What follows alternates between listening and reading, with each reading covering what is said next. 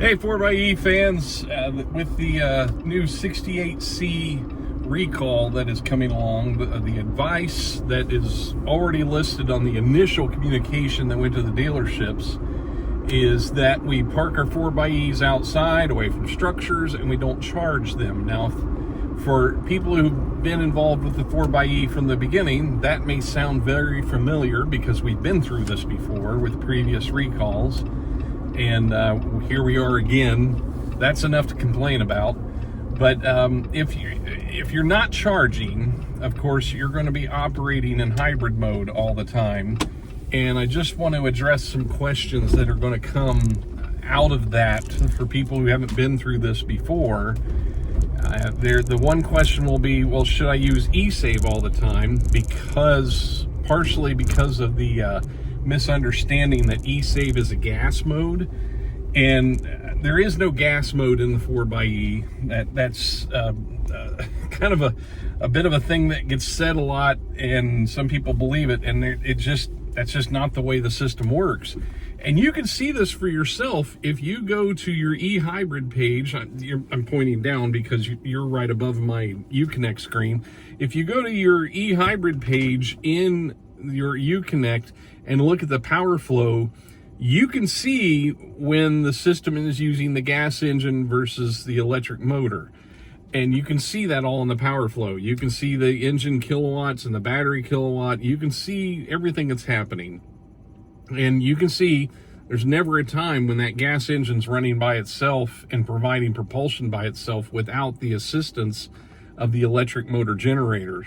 So at least the one in the transmission. Now, when the engine is running, you get the one on the front of the engine too helping out. But when you're in electric mode, you only have the one electric motor. And so when you're running in hybrid mode, you're going to see that all the time, and it's going to operate that way all the time.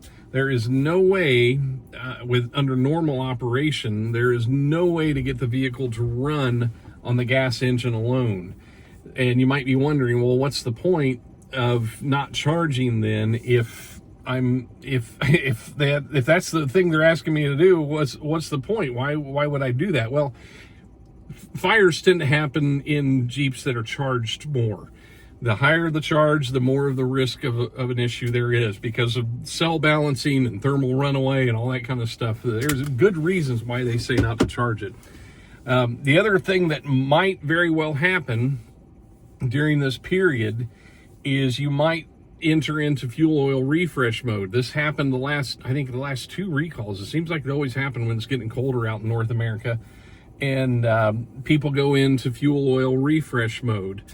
And there's some caveats to this. It depends on your driving case. It depends on how you use it. If you do a lot of start and stopping and you see the engine running a lot, I don't want to say running a lot, you see the engine starting and stopping a lot, that's what you need to watch for.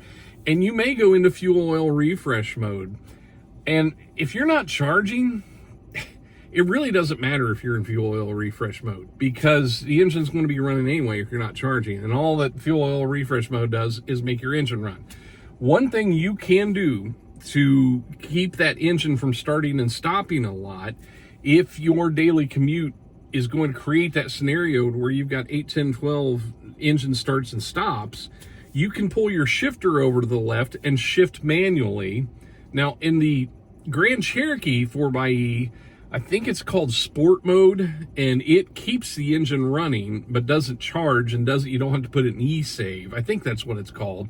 But in the Wrangler, we don't have any options like that. And since this thing went out of warranty, I've thought about cracking open the little thing around the shifter to see if is there an electronic thing in there that we could put a switch on and just flick it on and make the engine run all the time. I haven't done that, but it's one of those things I'd really like to do at some point. But if you pull it over, you do have to remember you have to then manually shift. So you don't have to manually downshift as much as you have to manually upshift. If you're coming to a stop, it will downshift for you. But when you take off from a stop sign or a stoplight in first gear, boy, you can't go very fast before this engine's just screaming at you and the tack's all the way over, and you don't want to redline it all the time. So to force it to keep to running, you can do that. One tactic you can do is right before you start slowing down, you can pull it over into manual shift. That'll keep the engine running. And when you first take off from a stop, put it back in the automatic side and let it shift for yourself. So that's a little trick you can do. But yeah, you don't want to use eSave because it's not a gas mode. And you don't want to use eSave plus charge, especially because then you're charging the battery, which is what they don't want us to do. So I'll throw out some more tips and tricks. If you like, you can subscribe to this channel and hit the little bell and all that stuff. And, you know, let me know what kind of questions you have and what things you want me to cover on this channel about this recall and just about the 4xe in general. Thanks for watching. Take care.